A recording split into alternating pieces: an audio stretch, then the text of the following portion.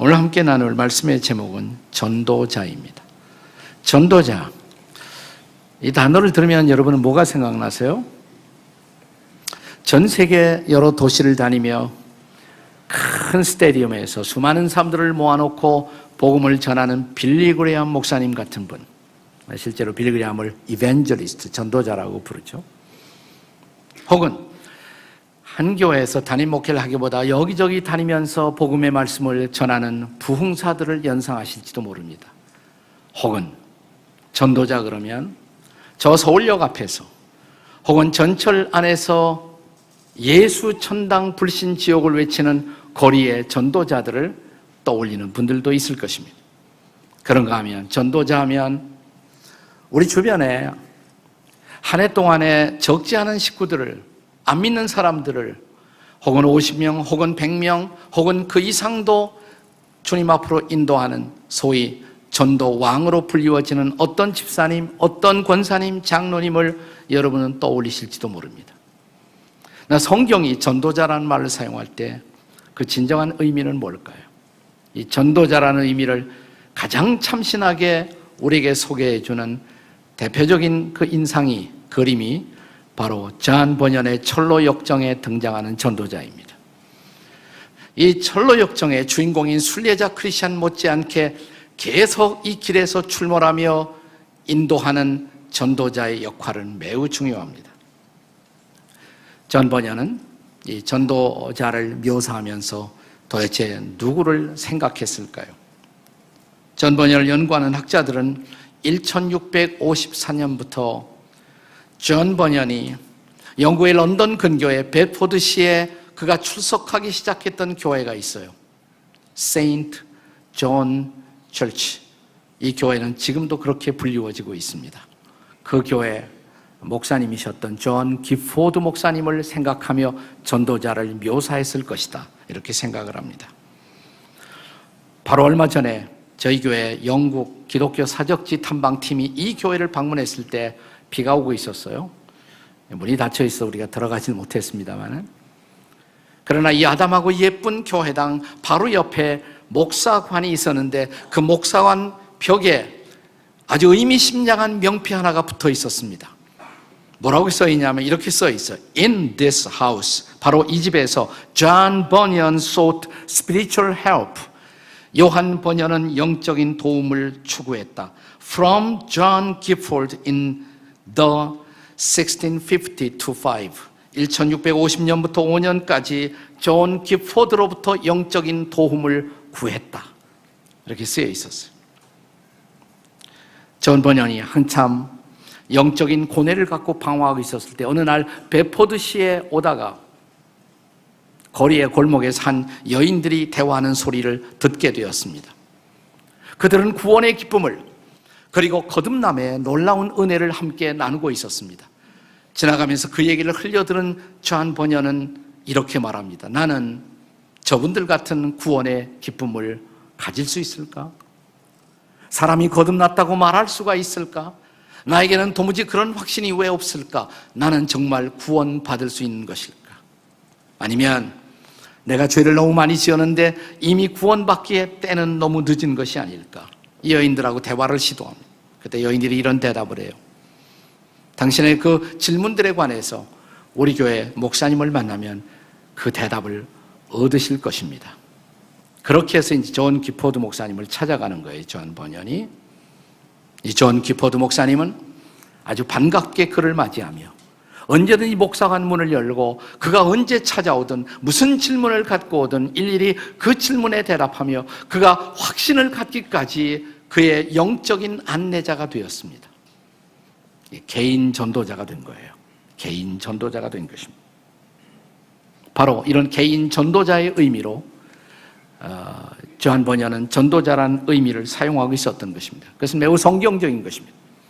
예수님도 그런 의미에서 개인 전도자였습니다. 생각나십니까? 요한복음 3장에서 니고데모 한 사람을 붙들고 시간을 내면서 그와 더불어 밤새워 거듭남의 대화를 나누시던 장면을, 요한복음 4장에서 우물가에 한 여인을 놓고 시간을 들여가며 그 여인과 목마르지 않은 생수 영생의 대화를 나누고 있었던 모습을, 예수님도 개인 전도자이셨습니다. 바울은 이렇게 말합니다. 골로새서 1장 28절 다 같이 읽겠습니다. 시작. 우리가 그를 전파하여 각 사람을 권하고 모든 지혜로 각 사람을 가르침은 각 사람을 그리스도 안에서 완전한 자로 세우려 함이니. 우리가 그를 전파한다. 예수님을 전한다. 전하는 이유가 뭐냐? 각 사람을 그리스도 안에서 온전하게 세우기 위해서. 이게 바로 전도자의 사명이에요. 그렇다면 전도자는 이웃들에게 도대체 무엇을 증거하는 사람일까요? 우리는 철로역정의 사건소로 들어가 전도자는 도대체 어떤 사람인가를 알아보고자 합니다. 첫째로, 전도자는 다가올 진노로부터의 회개를 외치는 사람, 그 회개를 전하는 사람이라고 할 수가 있습니다. 자, 철로역정의 주인공 순례자 크리스찬이 성경을 읽고 나서 마음의 죄책을 느낍니다. 나는 이제 어떻게 할 것인가? 그 순간부터 죄와 구원이라는 두 가지의 무거운 주제가 이 주인공의 마음을 사로잡습니다. 마침내 그는 빌립보의 감옥의 간수처럼 내가 어떻게 하여야 구원을 얻을 수가 있습니까? 라는 부르짖음을 토해내게 됩니다. 이때 이 사람 앞에 다가온 사람, 그를 만나준 사람이 바로 전도자였습니다. 전도자는 그에게 묻습니다. 당신은 왜 여기서 울고 있습니까?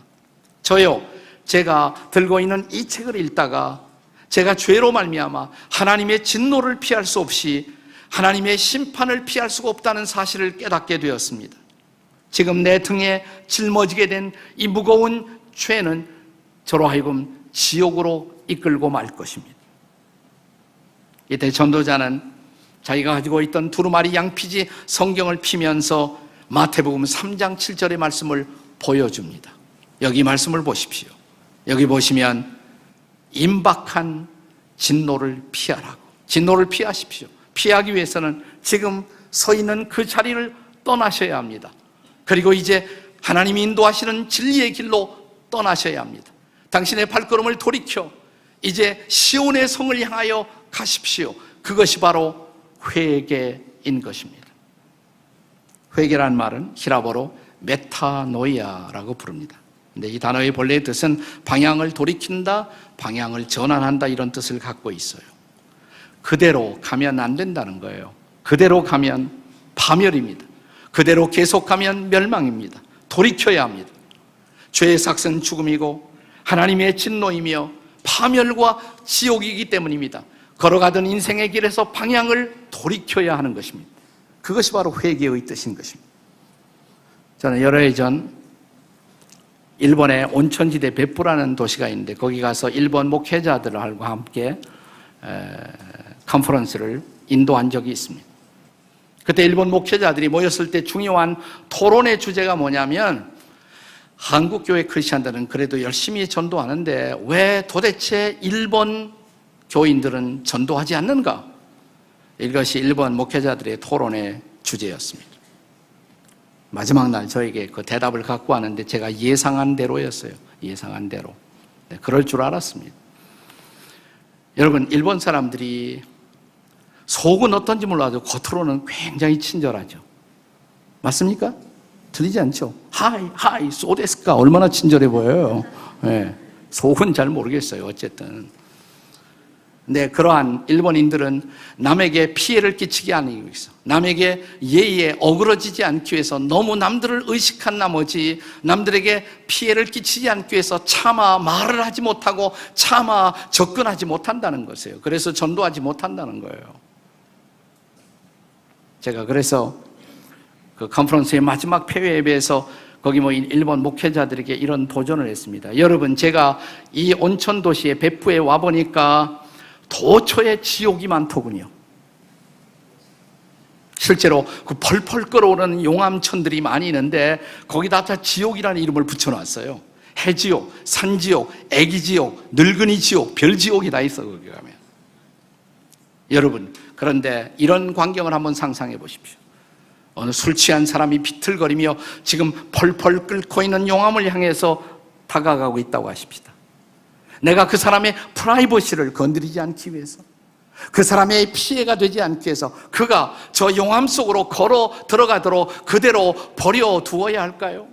아니면 조금 신뢰가 되지만, 조금 무례해 보이지만 그가 가는 길을 막고 선생님 돌아서셔야 합니다. 그대로 가시면 파멸입니다. 멸망입니다. 돌아서세요. 이렇게 말해야 합당하지 않겠습니까? 그게 바로 회개인 것입니다. 기독교는 회개의 복음과 함께 출발하는 것입니다. 전도자가 전해야 할, 전달해야 할 첫 번째 메시지, 방향을 전환하십시오. 그대로 가시면 안 됩니다. 방향을 돌이켜 하나님이 보여주시는 그 길로 가십시오. 이게 전도자가 전해야 할 첫 번째 메시지인 것입니다.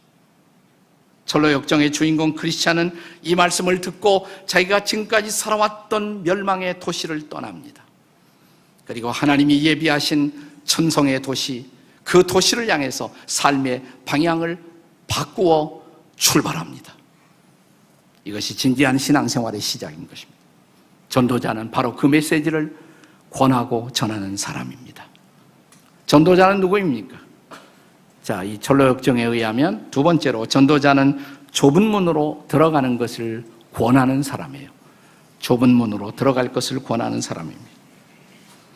자, 이 전도자의 메시지를 듣고 주인공인 순례자 크리스찬은 다시 이렇게 묻습니다. 그러면 이제부터 저는 여기서 어디로 가야 합니까?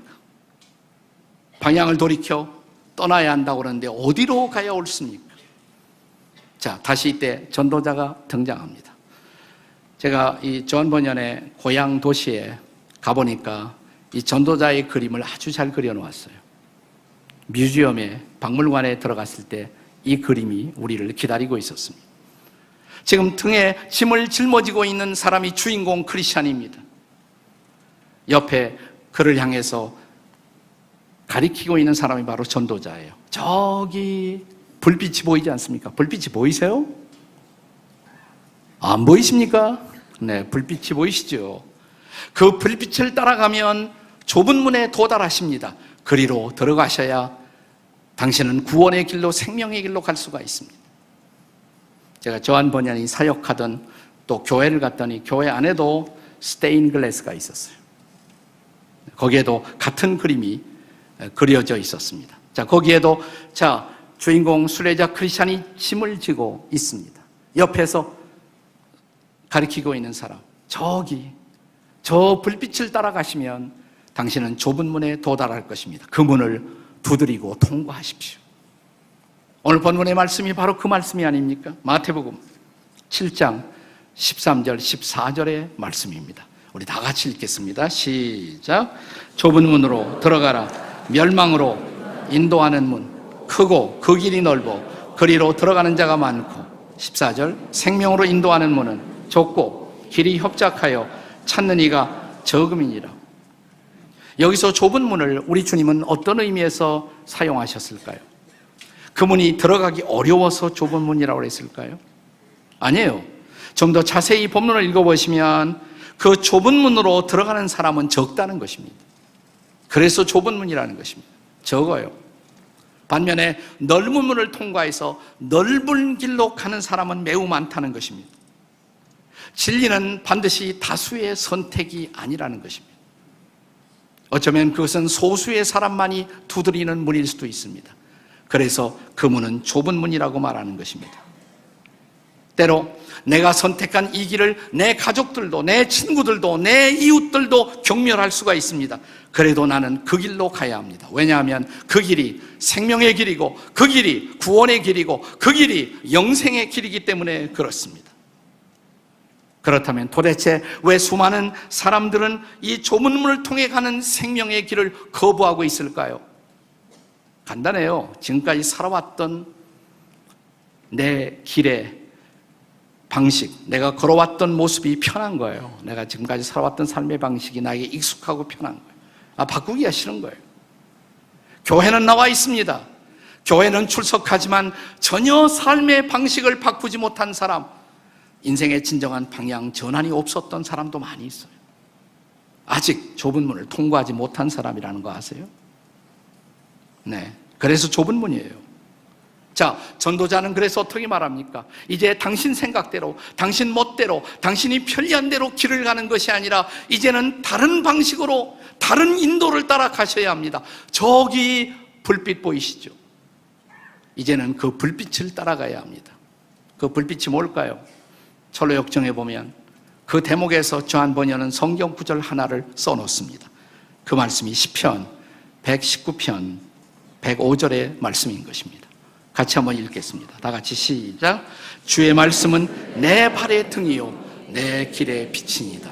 그렇습니다. 이제 내 마음대로 사는 것이 아니에요. 말씀이 등이에요. 말씀이 길인 것입니다. 이제 하나님의 말씀을 붙들고 하나님이 원하시는 방식대로 인생을 살기 시작하는 것입니다. 그 길이 바로 영생의 길인 것입니다. 그 길이 바로 구원의 길인 것입니다. 때때로 다른 아무도 그 길을 선택하지 않아도 나는 그 길을 선택해야 합니다. 그래서 구도의 길은 외로운 길일 수가 있습니다. 그러나 그 길은 여전히 생명의 길입니다. 이 철로역정의 주인공 수레자 크리스찬도 이웃들은 물론 심지어 가족들에게도 거부당했습니다. 그의 아내도 그의 자식들도 내 남편이 내 아버지가 미쳤다고, 여보 돌아오세요. 당신이 가야 할 길이 아닙니다. 아버지 우리 여기 있어요. 그래도 그 영원한 생명을 향해서, 그가 발견한 길을 향해서 크리스찬은 갑니다. 내가 먼저 가야 어느 날 내 식구들도 따라올 수 있다는 사실을 알았기 때문입니다. 사랑하는 여러분, 그러나 전도자의 편에서 보면 이 천하보다 소중한 한 사람의 영혼, 이 한 사람의 영혼을 하나님의 영원한 나라로 인도할 수 있다는 특권이 얼마나 어마어마하고 존귀한 특권인지요. 이 전도자의 특권을 아십니까? 저와 여러분도 전도자가 될 수 있다는 사실을 아십니까? 예수님이 왜 오셨습니까?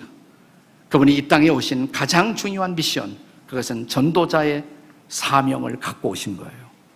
우리가 잘 아는 누가복음 19장 10절의 말씀을 다시 한번 읽겠습니다. 다 같이 읽겠습니다. 시작.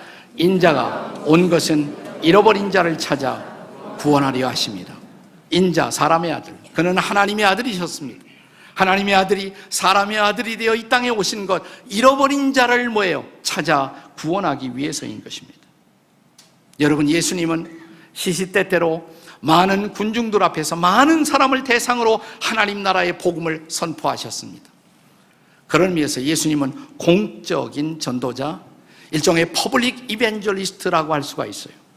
그러나 이것이 예수님의 모습의 전부가 아니에요. 그러나 예수님은 더 많은 시간을 한 사람을 붙들고 시간을 보내십니다. 요한복음 3장처럼, 요한복음 4장처럼. 자, 여기 전도자 예수님의 모습을 가까이 가서 좀 더 우리가 면밀하게 관찰해 볼까요? 저는 전도자 예수님의 모습을 요한복음 3장 그리고 4장처럼 잘 보여주는 본문이 없다고 생각해요. 자, 요한복음 3장에는 한 남자가 등장합니다. 그 남자를 붙들고 밤이 늦도록 예수님은 거듭남의 대화를 나누십니다. 4장에 보면 우물가에서 한 여인을 붙들고 오랜 시간 그는 영생의 대화를 나누고 계십니다. 그는 남자도 여자도 차별 없이 예수 그리스도는 그의 구원의 복음을 나누어 전하기를 기뻐하셨습니다. 자, 3장에 나타난 이 남자의 이름은 뭐예요? 네? 니고데모. 그러면 4장에 등장하는 여자의 이름은 뭡니까? 사마리아가 이름은 아니죠. 여자 이름은 지역 이름이지. 내 이름조차 모를 여자. 이름은 있었겠죠.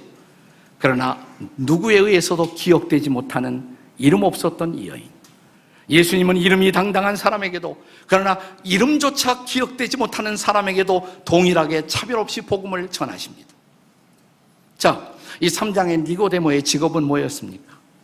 관원, 일종의 국회의원이라고 할 수가 있어요. 당당한 사회적 권세를 지닌 사람이었어요. 4장의 사마리아 여인의 직업은 뭘까요? 남편 바꾸는 걸까요? 그게 직업일까요? 네. 그래서 어쨌든 사람들에게 소외되고 있었던 사람, 사회의 얼굴을 내밀 수 없었던 사람, 그래서 사막지대 아무도 물길로 오지 않는 정오의 뜨거운 시간을 선택해서 혼자 외롭게 우물가에 찾아왔던 여인. 예수님은 사회적으로 당당한 지위에 있는 사람에게도, 사회적으로 소외된 여인에게도 그러나 동일하게 복음을 전하셨습니다. 자, 3장의 니고데모의 경우에는 그가 자발적으로 예수님을 찾아왔어요. 질문을 갖고 찾아온 것입니다. 그는 준비된 영혼이었어요. 그러나 4장의 사마리아 여인의 경우에는 예수님이 먼저 우물가에 도착해서 이 여인을 기다리고 있었습니다. 준비된 영혼에게도, 준비 없었던 사람에게도 예수님은 동일하게 그리스도의 복음을 전하고 계셨습니다. 3장의 니고데모와 나누었던 대화는 거듭남의 대화. 사람이 어떻게 거듭날 수 있는지. 4장의 사마리아 여인과 나누었던 제목은 목마르지 않는 생수. 영생의 생수에 대한 대화를 나누십니다. 거듭남도 영생도 결국 구원이라는 커다란 주제 안에 포함되는 것입니다. 예수님은 한 사람, 한 영혼, 그가 누구이든 그를 붙들고 시간을 내어서 그를 구원의 길로 인도하기 위해서 기꺼이 시간을 내셨던 개인 전도자이셨다는 사실입니다. 여러분, 예수님과 사마리아 여인의 대화의 절정이 뭐라고 생각하세요? 대화의 절정. 마침내 이 여인이 예수님을 그리스도로 깨닫는 순간, 절정이죠. 내가 바로 메시아라고, 그리스도라고, 당신이 그리스도라고, 예수님을 그리스도로, 예수님을 메시아로, 예수님을 구세주로 발견하는 놀라운 순간이야말로 이 여인과 예수님의 대화의 클라이맥스, 절정이라고 할 수가 있어요. 그러나 거기서 대화가 끝나지는 않습니다. 또 다른 하나의 절정이 기다리고 있습니다.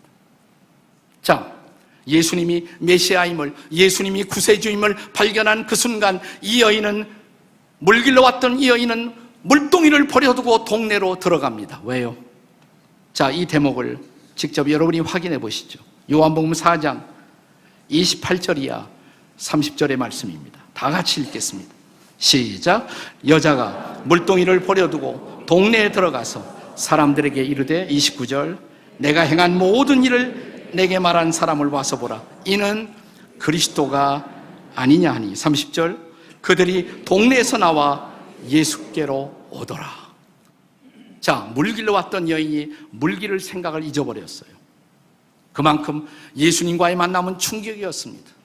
그리고 그는 동네로 들어가서 사람들을 지금까지 피해 다녔던 이 여인이 당당하게 사람들을 만나며 외칩니다. 내가 그리스도를 만났습니다.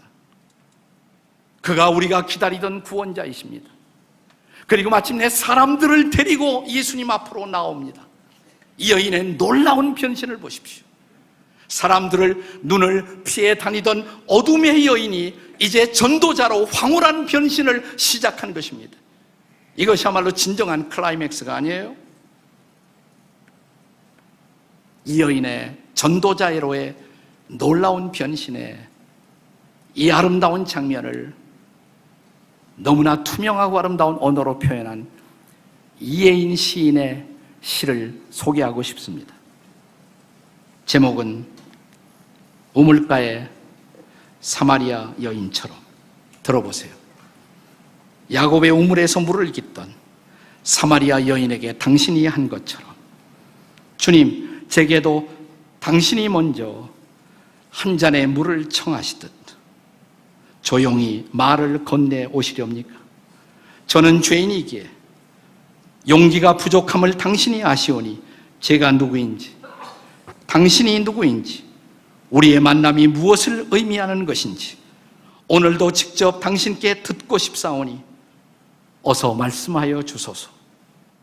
언제나 일상의 우물가에서 작고 초라한 두레박으로 당신께 물을 길어드린 저에게 이제는 두레박 없이도 물 깃는 법을 거듭 깨우쳐 주시렵니까? 당신이 깊고 맑은 우물 그 자체로 제 곁에 서신 순간부터 저의 매일은 새로운 축제입니다.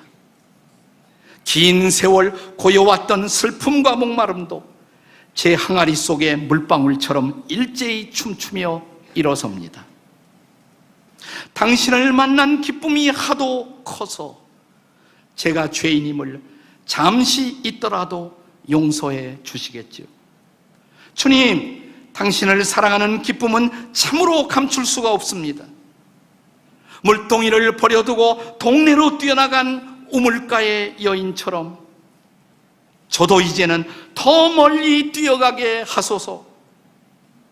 더 많은 사람들을 당신께 데려오기 위하여, 그리고 생명의 물 이야기를 하기 위하여. 이 아름다운 변신, 전도자로의 변신.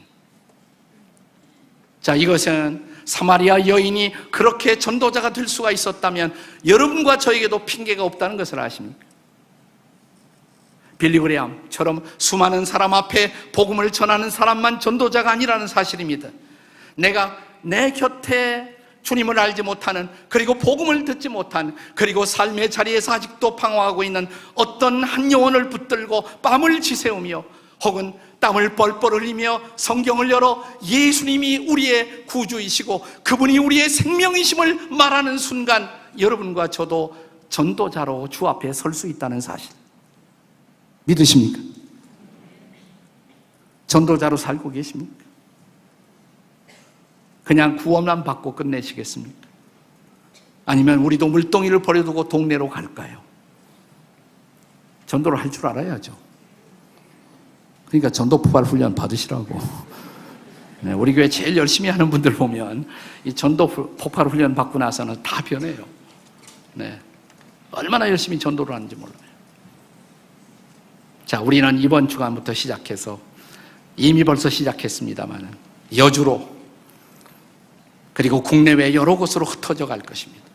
아니, 지금 이미 중앙아시아에서, 대만에서, 여러 지역에서 내 이웃들을 붙들고 예수 그리스도의 복음을 전하기 위해서 땀을 흘리는 우리의 형제와 자매들이 있습니다. 당신도 그 자리로 나아가지 않으시겠습니까? 내가 주께 이미 받은 은혜, 그가 내 가란 목을 채워주셨고 생수를 부어주셨기에 그 영생의 생수를 마신 감동이 내 마음속에 있다면 이 물을 내 이웃들과 나누기 위해서 동네로 들어가서 내가 사랑했던 사람들, 아니 내가 몰랐던 사람들에게조차 예수님이 우리의 구원이라고 말하지 않겠습니까? 저와 여러분을 전도자로 소명하시는 이 순간, 나는 이 소명 앞에 응답하는 지구촌의 성도들이 되시기를 주의 이름으로 축원합니다. 이 뜨거운 여름이 위대한 전도자로 우리를 사용하시는 하나님의 은혜를 목격하는 시간이 되시기를 주의 이름으로 축복합니다.